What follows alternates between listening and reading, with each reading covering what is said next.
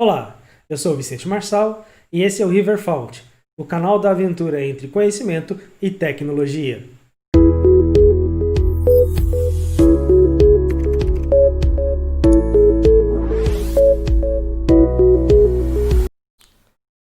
Olá pessoal, sejam bem-vindos, bem-vindas à nossa aula de Lógica Aplicada à Documentação.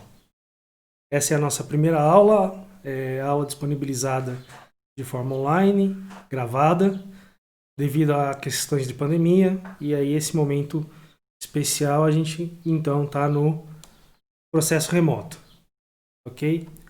Queria eu poder estar vendo cada um de vocês, porque a gente ainda não se conhece, né?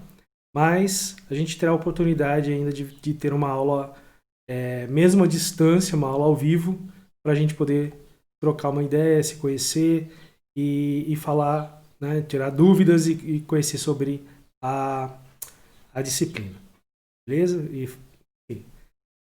Bom, eu sou o professor Vicente Marçal, professor adjunto do Departamento de Filosofia aqui da Unir, tá? E vou estar com vocês nessa disciplina de lógica, nesse momento conturbado, né?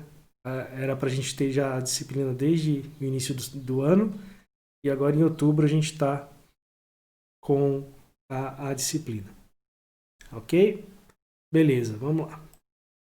Bom, primeiro a gente vai fazer uma apresentação do nosso programa e depois uma pequena introdução ao que nós vamos trabalhar nessa disciplina. Tá? A disciplina de lógica, a gente vai trabalhar basicamente lógica proposicional clássica para entender como se dá essa ligação entre raciocínio, inferências, enfim, uma série de coisas. Desde já, quero indicar para vocês esse livro, tá? É o livro de Introdução à Lógica, do professor César Mortari. É o livro que eu vou fundamentar a nossa disciplina aqui. Ok? Vamos lá. Nossa primeira parte do programa, a gente vai trabalhar com definições, vamos ver o que é lógica propriamente dito, o que a nossa disciplina vai estar tratando. Né? Vamos falar sobre raciocínios e inferências, coisa que eu até já mencionei rapidinho aqui. Né? Proposições, né? O que são as proposições lógicas, o que é um argumento, né? Como se compõe o argumento, falar um pouco sobre a validade e correção do argumento, falar dos princípios da lógica, né? O princípio de bivalência. Aqui eu vou passar bem rapidão, não fiquem assustados ou preocupados. Aqui a ideia é só ter uma noção geral do que a gente está tratando, tá?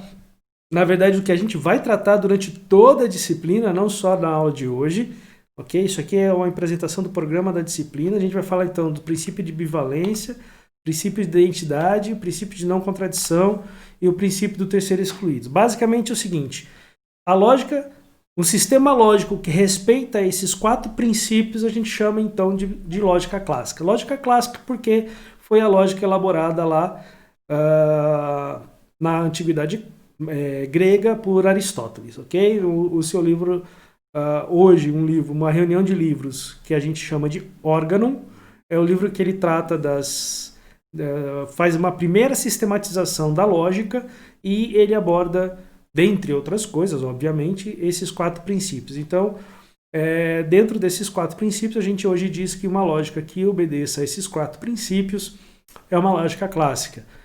Professor, existem lógicas não clássicas? Sim, existem. São várias as lógicas possíveis e, basicamente, ou elas ferem um ou outro desses princípios ou ferem os 4 de uma vez. Eu não sou proficiente em lógica não clássica, minha área de atuação é na lógica clássica. Eu conheço algumas delas, né? Com a lógica paraconsistente, dentre outras, mas eu não tenho total domínio para dizer, olha, o que acontece na lógica, por exemplo, na paraconsistente é tal coisa, e por isso que ela é considerada não clássica. Dentre isso, nós vamos ver os conectivos lógicos, que são usados para formar as nossas proposições. Tá? A gente tem a negação, a conjunção, a disjunção, a condicional e a bicondicional. Esses conectivos, muito semelhante à questão de uma linguagem natural, como o português, por exemplo, né? O conectivo ele serve para fazer a conexão por isso o nome conectivo, né? A conexão entre proposições, né? E assim a gente ter proposições mais complexas. Então, a gente não conversa no dia a dia, não usa na linguagem natural do dia a dia frases simples, do tipo, o céu é azul, né? Vai chover amanhã, né? Mas a gente monta frases um pouco mais complexas, né? Do tipo, olha, se chover de manhã, eu não vou poder ir ao nosso encontro, né? Ou algo do tipo, caso aconteça de chover, né? Provavelmente o clima ficará mais ameno, menos quente. Coisas assim, a gente usa, lógico que também estou falando de sentenças um pouco simples, mas assim, a gente vai montando sentenças e até a minha fala aqui eu não consigo descrever, mas a minha própria fala aqui, ela não é uma fala com sentenças simples, ela é uma fala com sentenças concatenadas, com sentenças mais complexas, e assim a gente vai tendo essa amplitude. E os conectivos na lógica servem para nos auxiliar a montar proposições mais complexas, coisa que a gente vai ver ainda, temos definição de proposição, temos proposições mais complexas e tudo mais. Vamos ver também as operações lógicas e tabelas de verdade, porque os conectivos são funções, como a gente vai ver, são funções de verdade, né? Uma função de verdade é aquilo que ela recebe duas proposições e conforme o valor de verdade dessas proposições, se forem proposições simples, detalhe, eu estou dando um en passant, mas isso a gente vai ver com calma mais para frente, tá? Durante a disciplina. Estou só dando um panorama geral daquilo que a gente vai abordar. E aí a gente faz operações lógicas e as tabelas de verdade são uma forma da gente calcular o valor de verdade de uma proposição, ok?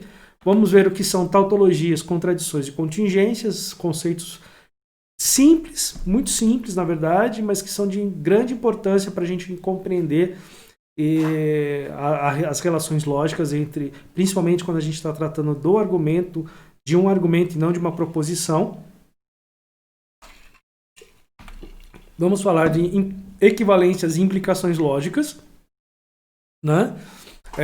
Que é um tema que está totalmente atrelado à questão de tautologias, contradições, contingências. Na verdade, tudo na lógica é bem concatenado, bem atreladinho, né? Vamos falar de formas proposicionais e a validade dos argumentos. E depois, já caminhando para o nosso final da disciplina, a gente vai ver sobre regras de inferência, onde a gente vai ver a dedução direta, a dedução condicional, da condicional e a dedução da bicondicional. Tá? Basicamente, nosso programa é esse.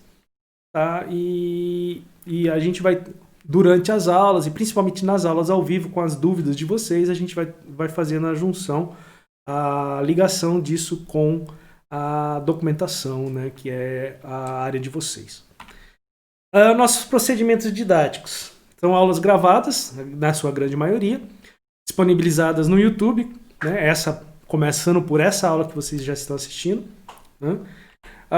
Teremos algumas aulas ao vivo, principalmente para sanar dúvidas, né.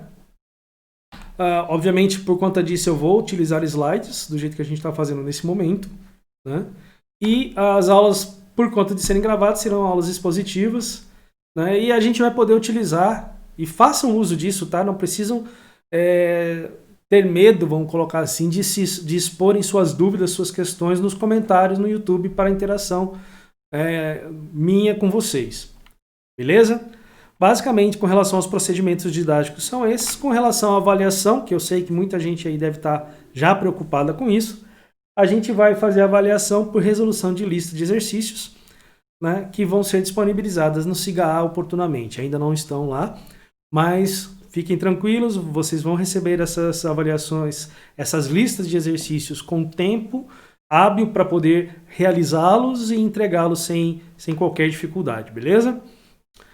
Pois bem, mas então, o que é lógica? Afinal de contas, o que é lógica? A gente já parte de uma complicação que é o fato da palavra, no senso comum, ter um uso, às vezes, equivocado, né? É lógico que eu vou, fulano. O cara a pessoa pergunta para você, né, se você vai assistir a aula de lógica na terça-feira, na quinta-feira da semana que vem, na quarta-feira da semana. Quando é que você vai assistir a aula de lógica? Estão gravados, você pode assistir quando você quiser, até mais de uma vez, né? Mas você vai assistir a aula de lógica, né? Aí a pessoa responde, lógico que eu vou, né? Enfim, essa utilização do termo lógica ou termo lógico é muito comum, né, dentro do senso comum, e não tem relação direta com o que de fato é a lógica, né, enquanto uma ciência.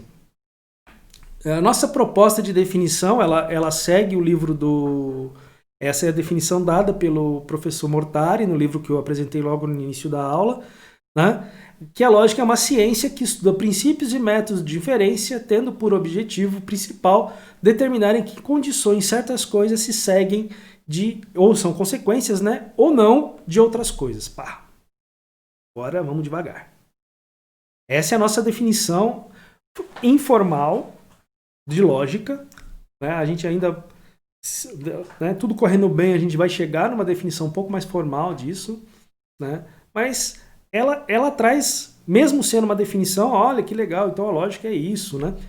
Parece alguma coisa já bem construída, ela é muito vaga. Primeiro a gente tem que entender algumas coisas, principalmente as que eu grifei, todos os grifos, todos os negritos nessa frase são meus, não são do professor Mortari, são meus, justamente porque eu quero pincelar e destacar algumas coisas. A primeira delas é interessante, vocês vão achar interessante. Por quê que eu digo que é interessante? Porque é a minha discordância em relação a essa definição, apesar da gente estar usando. Nossa, como assim? Você discorda da definição e está usando? Sim, discordo, não tenho problema com isso, mas vamos usar. Eu, na verdade, discordo só de uma palavrinha dela, que é a primeira em negrito, ciência. Não? Apesar de ter conhecido pessoalmente o professor Mortari, ele é professor na Federal de Santa Catarina, eu não tive a oportunidade de conversar com ele, discutir com ele dentro dessa definição do livro dele, essa palavrinha, que é a palavra ciência, porque para mim lógica não é uma ciência, na verdade lógica é uma linguagem. Assim como a matemática é uma linguagem, né? Lógica é uma linguagem formal, né? E é a única coisinha que eu discordo dele aí, da colocação da palavra, tá? Então, para mim, lógica não é uma ciência, lógica é uma linguagem. Eu acredito que não posso colocar palavras na boca do professor Mortari, né? Mas acredito que ele possa concordar em alguns aspectos comigo, né? Mas eu gosto dessa definição informal dele. Gosto mas eu gosto de salientar que eu tenho essa distinção com relação à definição dele, né? Primeiro, então, lógica é uma ciência. No caso aqui é mais interessante colocar que é uma ciência e não uma linguagem, porque uma linguagem não estuda nada, né? A ciência estuda alguma coisa. Qualquer ciência que você tenha, que venha à sua mente, dá a ideia de que você... que essa ciência tem um objeto de estudo, um objeto de pesquisa, né? E por isso, logicamente, olha o termo de novo, olha o termo, logicamente, né? O termo ciência aqui nessa definição cabe mais do que o termo linguagem, tá? Mas por quê? Porque uma linguagem não estuda nada, uma linguagem define coisas, né? Define regras de gramática, define regras de sintaxe, etc.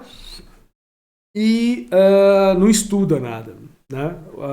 Os linguistas, tomando a linguagem como ciência no sentido dos linguistas que estudam a linguagem, mas aí a linguagem não é a ciência, a linguagem aí é o objeto da ciência.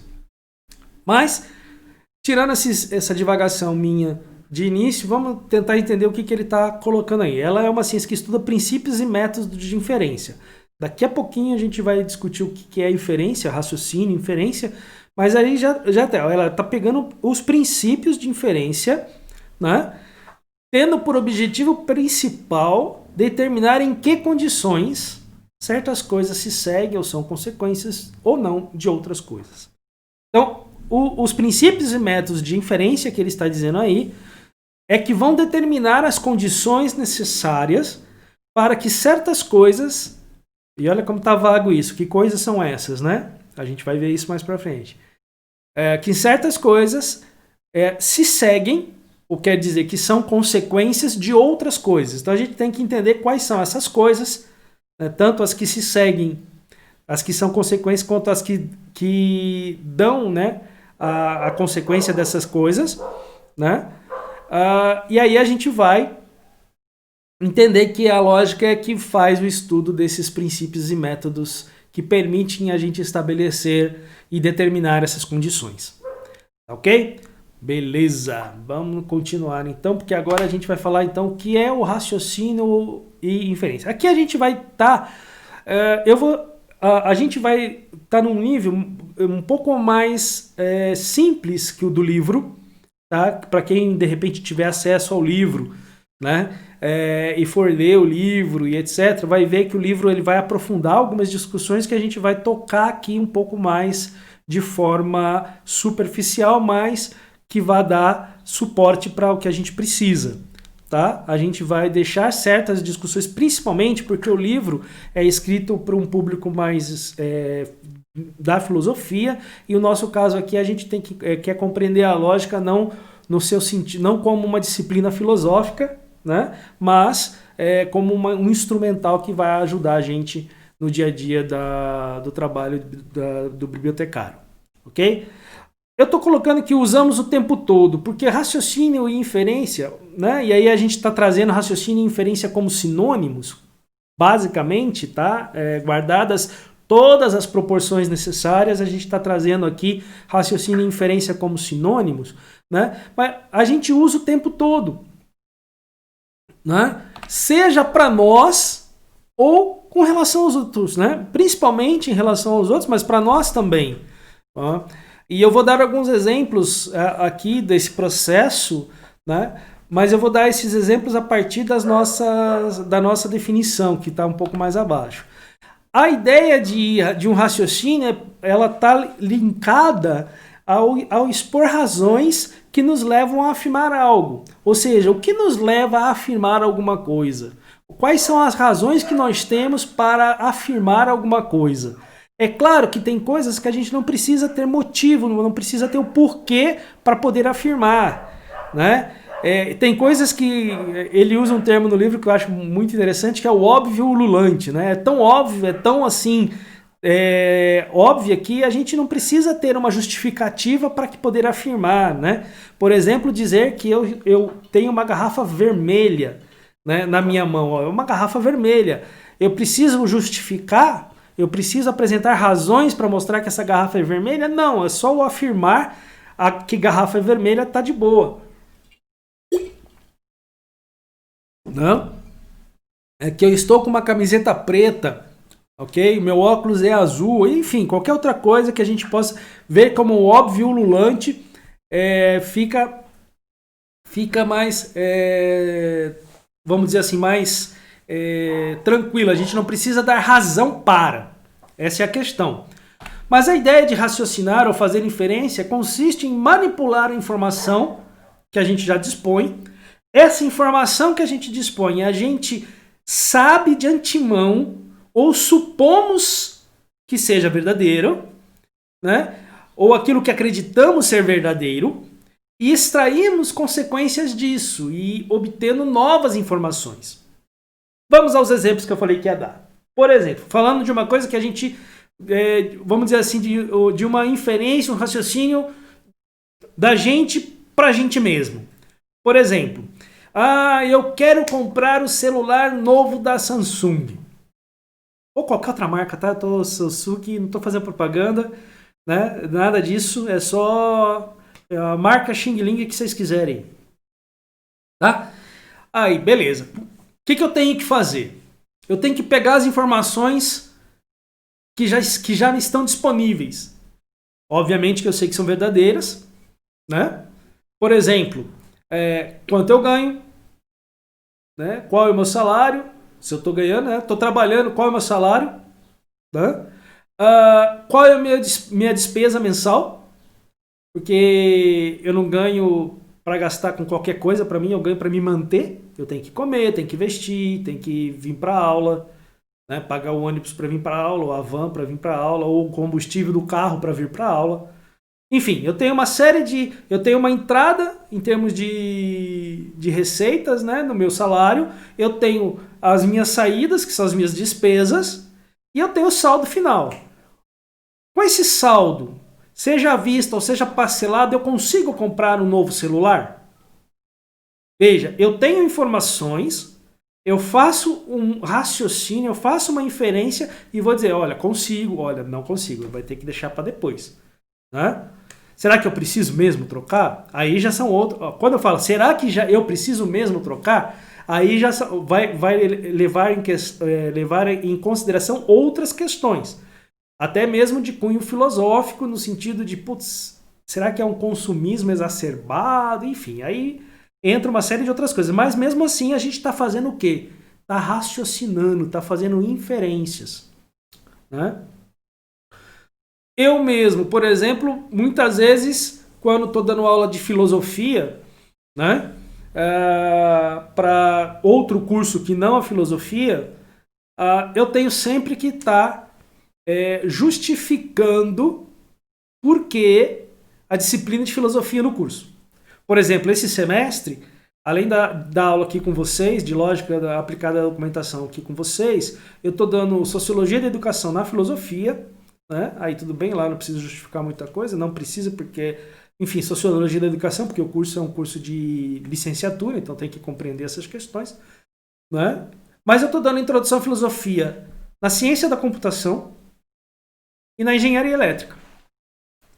Aí a pergunta que sempre me fazem, por que filosofia nesses cursos? Né?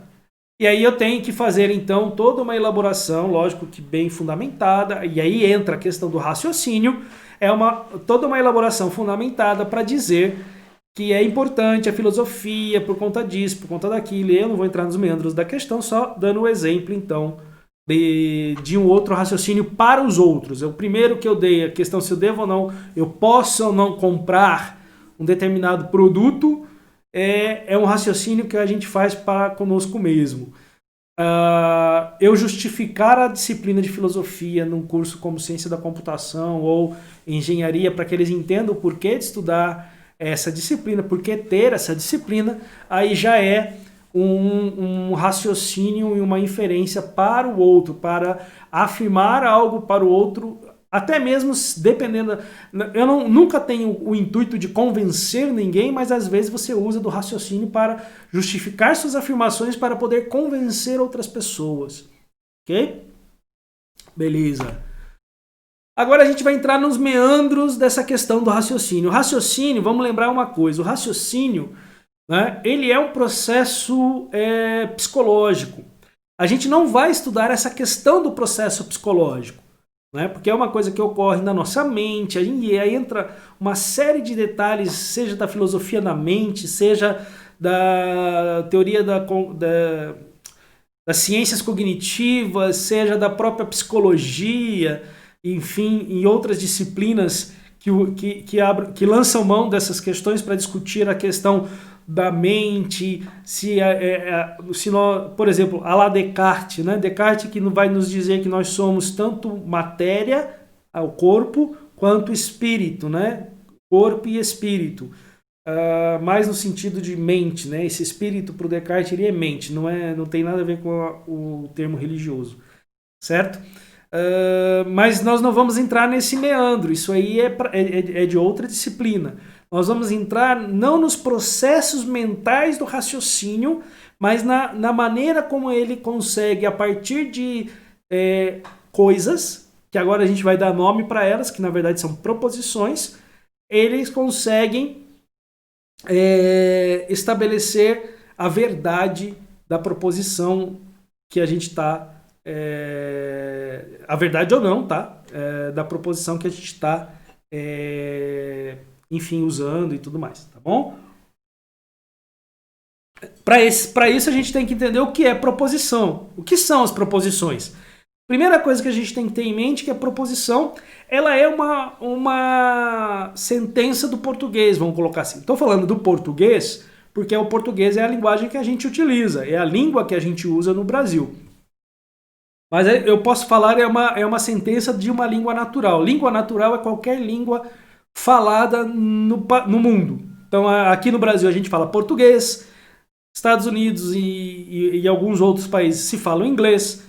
A gente tem os nossos vizinhos aqui que falam espanhol, né, ou castelhano. E, enfim, qualquer alemão, francês, húngaro, qualquer língua que vocês imaginarem, aí a gente chama de linguagem natural. Ok? Então, a gente vai ter que entender um pouquinho do português, de algumas coisas a gente vai falar de português agora, para poder entender o que é uma proposição. A primeira coisa é que ela é uma sentença. Antes de entrar no detalhe que está no slide, que é de sentença declarativa, vamos entender o que é uma sentença. Né? Uma sentença é um conjunto de palavras, né, do português, no nosso caso, que a maneira como elas estão dispostas dão sentido.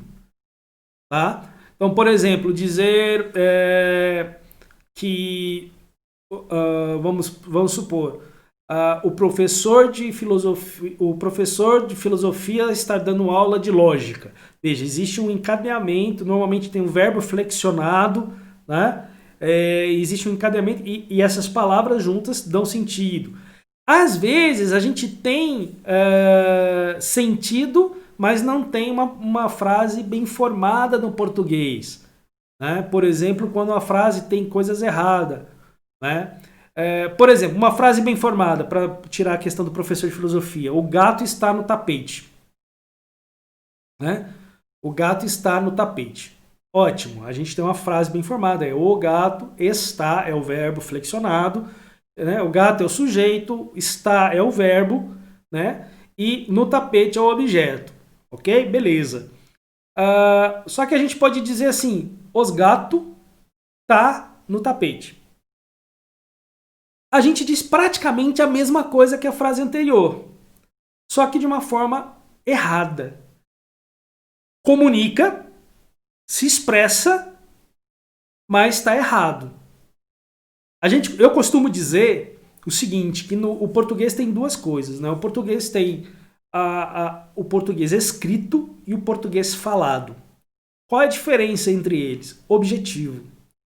O objetivo do português escrito também é comunicar, mas ele exige, por estar escrito, mais formalidade. Então você não pode usar, por exemplo, os gatos tá no tapete. Né? Porque está errado. Deveria ser gatos, porque o artigo que o precede está no plural. Normalmente o artigo tem que esqueci o termo do português para isso, mas enfim, eles têm que estar no mesmo número, chama de número, que é plural ou singular. Então, como o artigo está no plural, o objeto deveria estar né, que é o sujeito no caso ali, o substantivo deveria estar no plural, ou pelo fato do substantivo estar no singular, o artigo deveria estar no singular, e não tá. Né? Os gatos, tá errado. Né? Tá, não existe. A gente fala, mas não existe. No português mesmo, na língua não existe. É uma abreviação de fala. Tá? Ok? Aí, tá no tapete. No tapete tá tudo ok, não tem diferença, tá certinho. Então, no português falado, a gente cometer certos erros, mas conseguindo se comunicar, passa. Já no português escrito isso não pode, tem que ser formal. Então teria que ser os gatos estão no tapete. Não os gatos tá no tapete. Então teria que ser os gatos estão no tapete. Agora outra coisa que acontece é a gente ter um conjunto de palavras que não consegue formar uma sentença. Né? Que é quando você tem palavras e está desconexo. Então, por exemplo, gato, abacaxi, puleiro, amora. Eu disse 4 palavras diferentes, mas não quer dizer nada. Não é uma frase, não é uma sentença. Ok? Agora, o que é uma sentença declarativa? Uma sentença declarativa é aquela que diz algo sobre alguém ou alguma coisa. Por exemplo, a nossa frase, os gatos estão no tapete, é uma sentença declarativa. Ela está dizendo algo, estão no tapete, sobre alguém ou alguma coisa, os gatos. Aí entra a velha análise sintática que a gente morria de raiva na escola, né? Que é fazer sujeito, predicado, qual que é o verbo, qual que é o objeto, né? O sujeito, no caso, o núcleo do sujeito, no caso, os gatos é o sujeito, núcleo do sujeito é gatos, né? E por aí vai, tá? Mas nós não vamos entrar em meandros disso. A gente só está relembrando essas coisinhas do português para entender o que é uma sentença e aí entender o que é uma sentença declarativa. E aí uma sentença declarativa é uma sentença que diz algo sobre alguma coisa. Então, é um pouco diferente da discussão que o professor César Mortari traz no livro, eu vou ser mais simplista na apresentação do que nós vamos tratar, porque para nós não é uma ideia de que não importa, ok? É uma ideia de que a gente tem claro que a gente pode ver em outros materiais, inclusive no próprio livro do professor Mortari, discussões mais aprofundadas sobre isso. Né? Ele chega a dizer que tem autores que dizem que proposições não existem, porque a gente não pode pegar, né? Elas não refletem a luz, né? Não tem peso, coisas assim. Nós não vamos entrar nos meandros dessas discussões, porque exigiria muito mais de questões filosóficas nossas, como ontologias e tudo mais, né? Metafísicas e ontologias e etc. E nós vamos ficar no básico. Vamos entender proposição como uma sentença declarativa, né? É aquela que diz algo sobre alguém ou alguma coisa, né? E que pode ser atribuído a elas valor de verdade. A ideia de valor de verdade a gente vai ver com mais detalhes quando a gente ver os princípios da lógica clássica, né? Que está lá na nossa ementa. Eu acredito, não, para hoje a gente não vai entrar nesse meandro nessa aula de hoje, tá? E aí a nossa definição, então, proposição é uma sentença declarativa a qual podemos atribuir valor de verdade. Né? Já pulou direto ali, não precisava pular direto ali para os exemplos e contra-exemplos, mas miau é um gato. Vamos analisar essa sentença. É uma proposição? Bom, primeiro a gente tem que ver o quê? Se ela é uma sentença declarativa. É uma sentença declarativa? Sim, é uma sentença declarativa. Está dizendo que miau é um gato. Está dizendo algo de alguém ou de alguma coisa. Certo? Provavelmente é o dono de um gatinho que deu o nome de miau para esse gatinho. Beleza? Então a gente vai partir da ideia de que miau é um gato. Então se a gente aceitar que existe um gato no mundo, qualquer que seja esse gato, e que o nome dele é miau, essa frase tá perfeita. Inclusive é verdadeira. Opa, verdadeira significa que você pode atribuir valor de verdade para ela. Isso é atribuir valor de verdade. Você dizer se uma frase, se uma sentença, no caso nosso, uma proposição, é verdadeira ou falsa, e aí os detalhes desse verdadeiro e falso a gente vai ver mais para frente, né? É a possibilidade de atribuir valor de verdade. E veja, não importa qual é o valor de verdade da frase, importa que se possa dar esse valor a ele. Ok? Veja, eu disse lá, se a gente assumir que existe no mundo pelo menos um gatinho cujo nome é miau, essa frase é verdadeira. E se não existir? Bom, essa frase é falsa. Beleza? Então, essa nossa primeira sentença é uma proposição. Ela é declarativa e é passível de atribuir. Normalmente, gente, não vou ser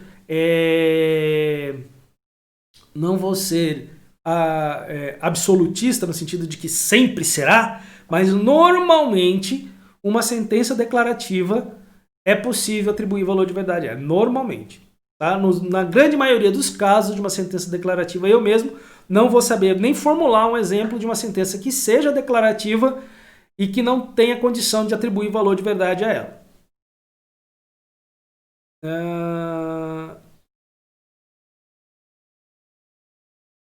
Talvez talvez até seja, mas ela não vai ser uma sentença declarativa. Ela vai ser parecida. Mas vamos para outro exemplo. Será que chove amanhã? Primeiro, eu posso dizer que essa sentença é declarativa? Não. Ela é uma sentença interrogativa. Ela é uma pergunta. Então já quebrou a nossa definição. Já daí a gente sabe que não é uma proposição. Então uma pergunta não é uma proposição.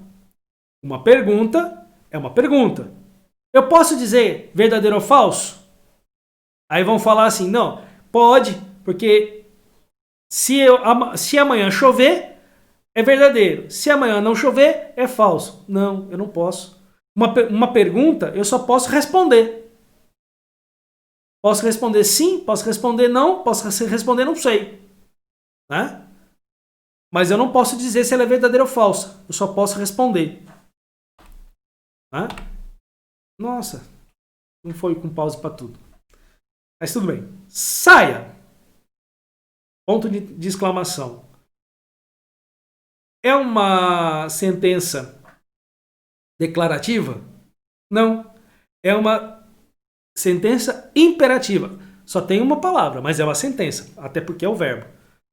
O verbo flexionado na terceira pessoa e aí terminando com ponto de exclamação é uma sentença exclamativa e é imperativa, na verdade. É uma ordem. Uma ordem pode ser verdadeira. Bom, primeiro já não é uma sentença declarativa. Portanto, já sabemos que não é uma proposição. Agora, é uma sentença imperativa. Ela pode ser verdadeira ou falsa? Também não. Veja, uma ordem ou você obedece ou você desobedece. Mas nunca vai ser verdadeira ou falsa. Ok? A outra ali, se eu como muito, certamente engordarei. Veja, é uma proposição. Já vou partir daí. É uma sentença na verdade, aí nós temos duas proposições. A gente tem um conectivo escondido aí no meio. Os conectivos eu vou entrar em detalhes quando a gente falar dos conectivos. Agora vamos só entender que a gente tem duas proposições aí. Primeira proposição. Né? Eu comer muito. Eu posso dizer eu como muito. Né? No caso aí está se eu comer muito, né, certamente engordarei. Mas, na verdade, eu posso dizer que comer muito, eu como muito, é uma das proposições, e eu engordo. Eu como muito, eu engordo. E aí quando junta com o conectivo fica, se eu comer muito, certamente engordarei. Tá? Então, óbvio, aí tem os meandros da composição de frase do português para deixar mais bonito e etc. Que isso não interessa para a lógica, mas eu tenho duas proposições e eu posso dizer, aí, inclusive na junção das duas, na conjunção das duas, na conexão das duas, né, eu posso dizer se ela é verdadeira ou falsa. Ué, se eu comer muito, certamente engordarei? É verdade. Né? Nossa, que lindo! É uma interjeição, né? É uma frase de espanto, né? Mas não é uma sentença exclamativa, mas não é uma sentença declarativa. Não tem verbo. Expressa uma ideia, mas não tem verbo. Né? Então não diz nada sobre alguém ou sobre alguma coisa, porque para dizer algo de alguém ou alguma coisa tem que ter o verbo que junta a ação que junta esse algo a esse alguém ou a essa alguma coisa. Seja ele um verbo tipo o verbo ser e estar, né? Do tipo eu sou, né? Eu sou alto, eu sou gordo, eu sou barbudo, etc. Como eu estou em quarentena por conta da pandemia. Eu estou sem contato social por conta da pandemia. Então, eu tenho o verbo que liga sujeito e predicado, sempre. Esse aí não tem. Ok? Com relação à frase que parece uma sentença declarativa, mas que de fato não é algo do tipo Vamos pensar assim. Que surpresa encontrá-los aqui. Veja, que surpresa encontrá-los, encontrar, verbo encontrar, tem um verbo, mas essa frase não dá para perceber, mas é a entonação que diz, é a minha forma de expressar que diz, ela é exclamativa. Então ela não é uma sentença declarativa. Ela parece, porque parece que eu falo algo que acontece algo com alguém, alguma coisa, né? Que diz algo de alguém, alguma coisa. Mas mostra mais uma surpresa, né? Um assombro, né? E essa é a ideia da exclamação. Então ela não é, mas não dá para dizer se ela é verdadeira ou falsa. Também. Assim como, nossa, que lindo, não dá para dizer se é verdadeiro ou falso. Ok, pessoal? Vamos lá. Seguindo o jogo. Aí a gente vai entrar na definição de argumento. O que é um argumento? Tá? O argumento nada mais é que um conjunto finito e não vazio de proposições das quais uma é chamada de conclusão, as outras de premissas, e pretende-se que as premissas justifiquem, garantam ou deem evidências para a conclusão. Ok? Vamos lá, vamos esmiuçar isso daí. Primeira coisa a ser dita. É um conjunto finito e não vazio. Não pode ser vazio, porque se for vazio, o que acontece é que você não tem nada. Um vazio é vazio, você não tem nada, não tem proposição nenhuma, não tem argumento. Não pode ser infinito, você não tem controle de um negócio que é infinito. Então ele tem que ser finito e não significa que ele tem que ser limitado a 3, 4, 5 proposições, não isso. Mas são várias proposições que podem ser, inclusive, a gente vai trabalhar basicamente sempre com 3, sendo 2 premissas e uma proposição, mas isso é uma forma só para simplificar o processo. O argumento pode estar expresso em diversas proposições. Ok? Sempre vai ser uma conclusão no argumento, uma conclusão e várias premissas. Inclusive, essas várias premissas podem estar subentendidas. Você pode ter um argumento que apresenta só a conclusão. Todas as premissas estão subentendidas, ou pressupõe-se que o ouvinte do argumento saiba do que se está falando. Tá? Outra coisa importante, conclusão e premissas vamos dizer assim, são momentos em que uma proposição, naquele momento as proposições estão ocupando. São situações em que as proposições estão expressando algo naquele momento. O que eu quero dizer com isso? Muitas vezes a gente tem diversos argumentos encadeados. O que acontece quando você tem mais de um, né? Vamos dizer, 3, 4 argumentos encadeados? Vamos pegar o primeiro. Normalmente o que vai acontecer? No primeiro argumento você tem lá as premissas, sejam quantas forem, tá? E uma conclusão. Só que para o argumento seguinte, a conclusão do primeiro argumento, né? Para o segundo argumento, a conclusão do primeiro argumento se torna premissa. Então, o fato de ser conclusão não significa que sempre aquela proposição será uma conclusão. Não é isso que significa. É que naquele momento ela é conclusão, mas no momento seguinte ela pode estar sendo utilizada como uma premissa de um outro argumento. Lógico que como ela vai ser premissa, é de outro argumento. No argumento anterior ela é a conclusão. Ela continua e continuará sempre sendo a conclusão. Mas, no argumento seguinte, no encadeamento de argumentos, que normalmente um raciocínio é feito com um encadeamento de argumentos, não é sempre um argumento só. Para fins didáticos, de facilidade, a gente sempre vai estar trabalhando com um argumento e não com encadeamento de argumentos, tá? E normalmente na forma mais clássica, que é 2 premissas e uma conclusão, né? Que inclusive a forma que o Aristóteles trabalhava, que ele chama de silogismo.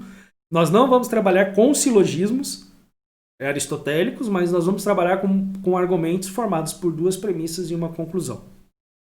Ok? É só para ser didático, é só para ser mais fácil da gente lidar com as coisas. É uma das formas mais simples da gente trabalhar. Um exemplo. Olha, P1, P2 ali são premissas, e o indicadinho com o triângulo, com a ponta de seta, vamos chamar ali, aquele triângulo deitado, seria a conclusão. Veja lá. Sempre assumindo que, vamos, no primeiro momento, sempre assumindo que elas são verdadeiras, tá? Então veja, Miau é um gato. É o fato.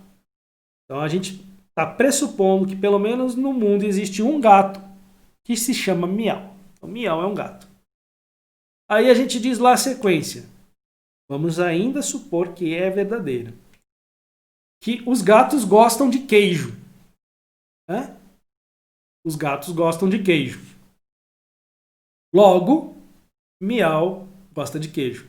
Se Miau é um gato, se gato gosta de queijo, logo, Miau gosta de queijo. Então, essa é uma das formas mais básicas de argumento. Tá? E aí a gente tem aí duas premissas, P1, P2, e a conclusão indicada pela setinha ali. Tranquilo?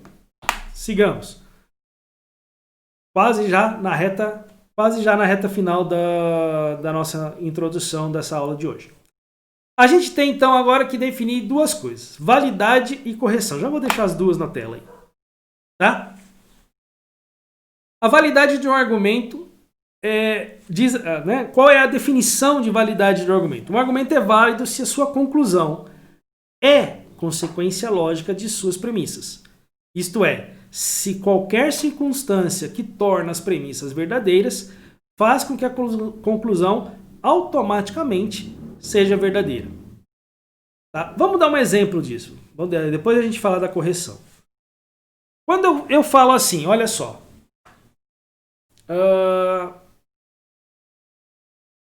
Todo homem é mortal. Ok? Todo homem é mortal. A gente sabe que é verdade. Não importa que circunstância a gente esteja, essa sentença, essa proposição sempre será verdadeira. Sócrates é homem. Logo, Sócrates é mortal. A pergunta que eu faço, e deixo aí vocês pensando, é possível, sendo verdade as duas premissas, a conclusão ser falsa? Não. Não importa qual a circunstância.